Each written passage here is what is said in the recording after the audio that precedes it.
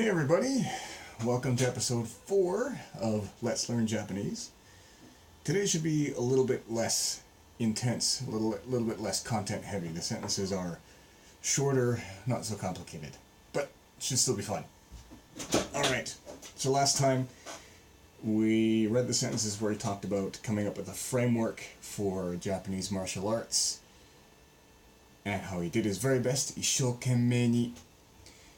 And then we talked about として as a whatever, and he talked about martial arts being the very best method for developing the self, and also a very practical thing for overcoming cultural differences and whatnot.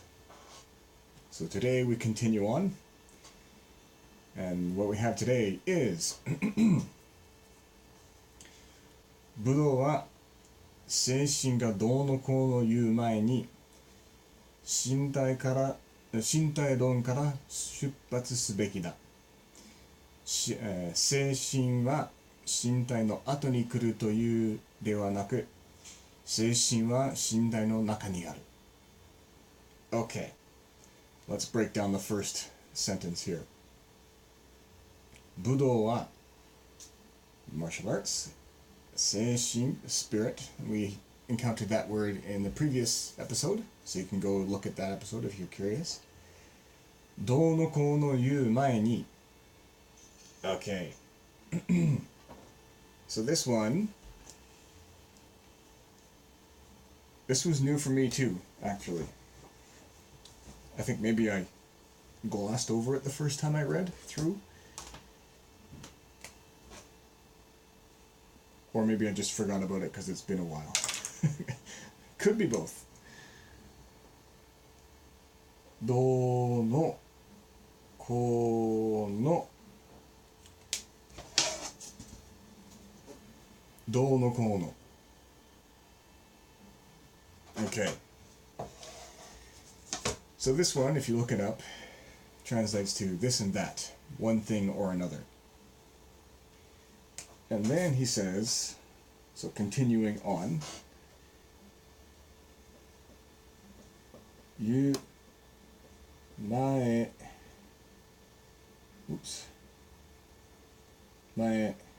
に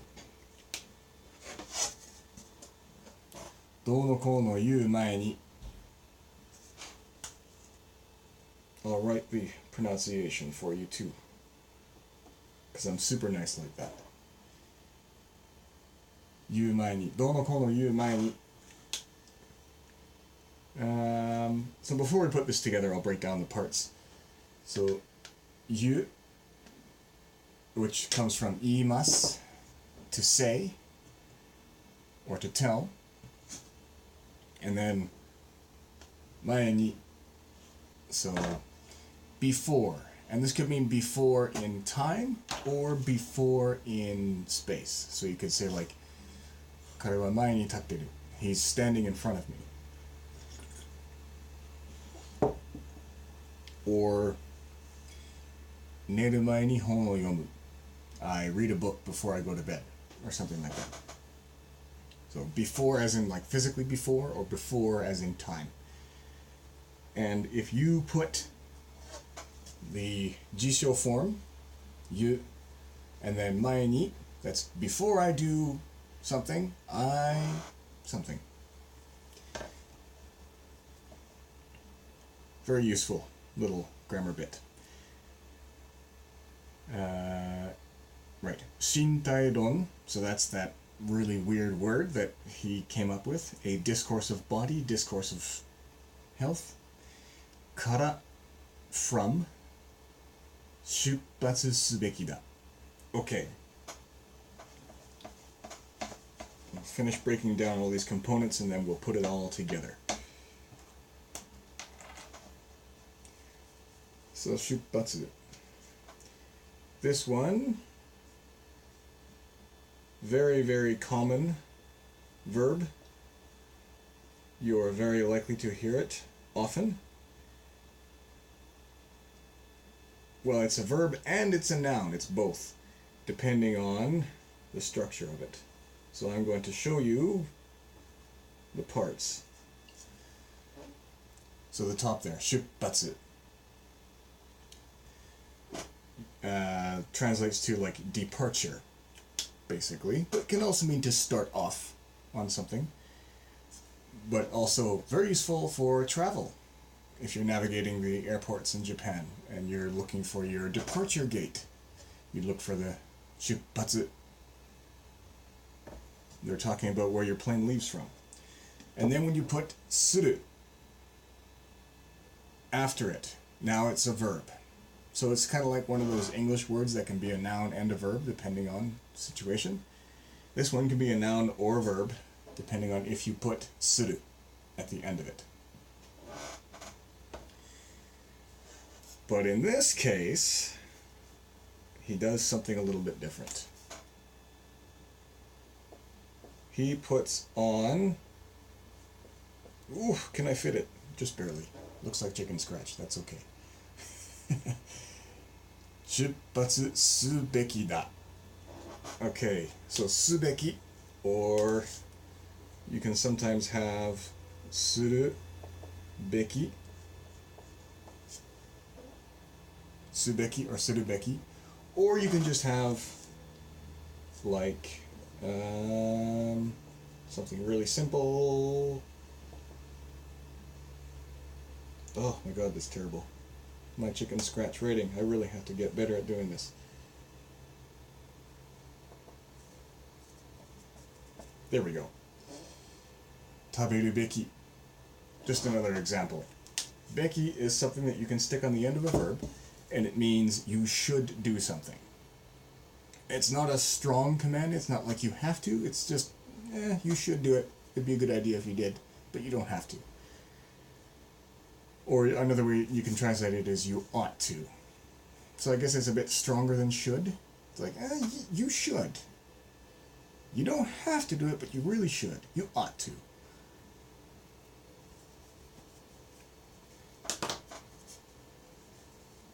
So what does this all mean when you put it together?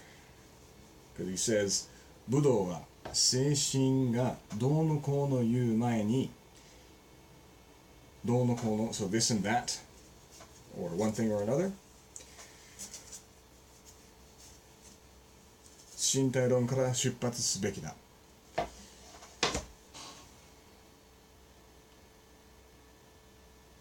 So knowing that you can say 言う前に, so before we say this, we need to do this. So basically he's saying here, before we can say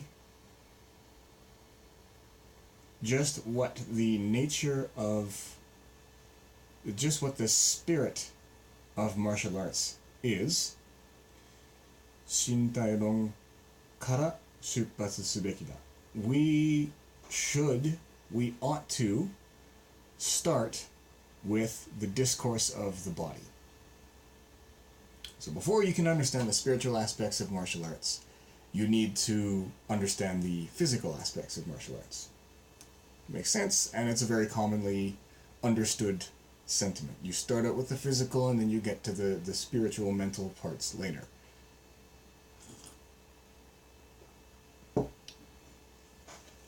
So the next sentence, we got 精神は身体の後に来るというのではなく、精神は身体の中にある. Okay.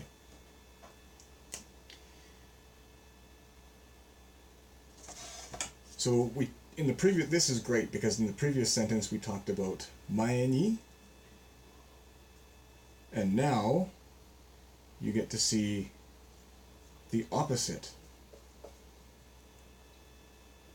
So before, and now, after, ato. Now, ato, when you say ato, that always means after, as in time. You could also read this character as ushiro, ushiro, which means behind, like physically behind. In my martial art, Aikido, a lot of the technique names are ushiro something something something. So that means when you're being attacked from behind. So it's physically behind. But in this case, ato, or sometimes it's less common, but sometimes this will be pronounced nochi, nochi, nochi ni. And that means like sometime later, thereafter. So it's really my best guess as to what he's actually, how this should actually be read in this particular sentence. But I'm going with ato. I don't know if that makes the most sense. But anyway. 精神は身体の後に来る。So 来る to come. というではなく. So this is another little という. Whenever you stick that one at the end of a clause. So in this case, 後に来るという. This one, という, always threw me off for the first little while. 後に来るという. I think, okay, the easiest way to explain this would be like,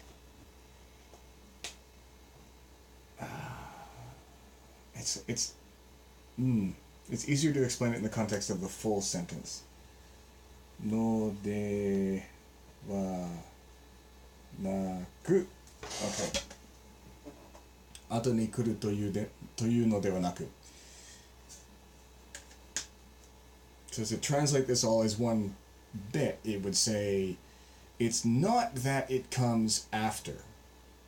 So this という, that it, or it's not the case that, roughly. I will have to do another video on something という just by itself, because that's that one's hard to explain. Took me a while to figure it out. I'll get back to that, I promise. And if I don't, someone can poke me. Hey, you said you were going to talk about this. Moving on though. 精神は身体の後に来るというではなく. So it is not the case that the spirit comes after the body. So that's what that のではなく, that's a negation. Whatever came before のではなく is now negated because this came. So it's not the case that it comes after. So if someone's talking and they say blah blah blah blah blah blah, のではなく da da da da da da da. Everything that came before is now negated. It's not the case that A のではなく B. It's not the case that A, really it's B. Anytime you hear のではなく or just ではなく, it's not the case that blah, it's actually blah, whatever came before. 精神は身体の中にある. So the spirit is inside the body. So to put it all together, this one is saying it's not the case, or it's not like the spirit comes after the body.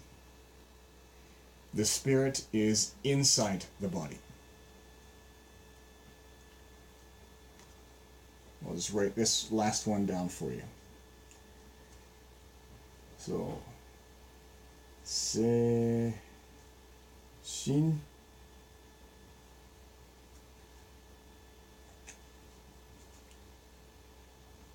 は身体の中 means inside にある. Okay. Ooh.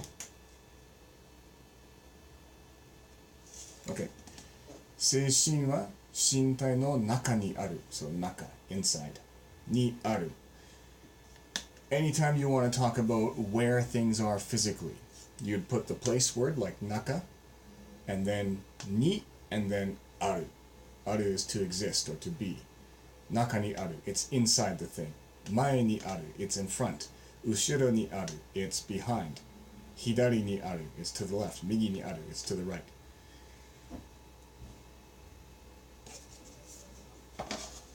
So, 身体、神性は身体の後に来るというではなく、it is not the case that the spirit comes after the body.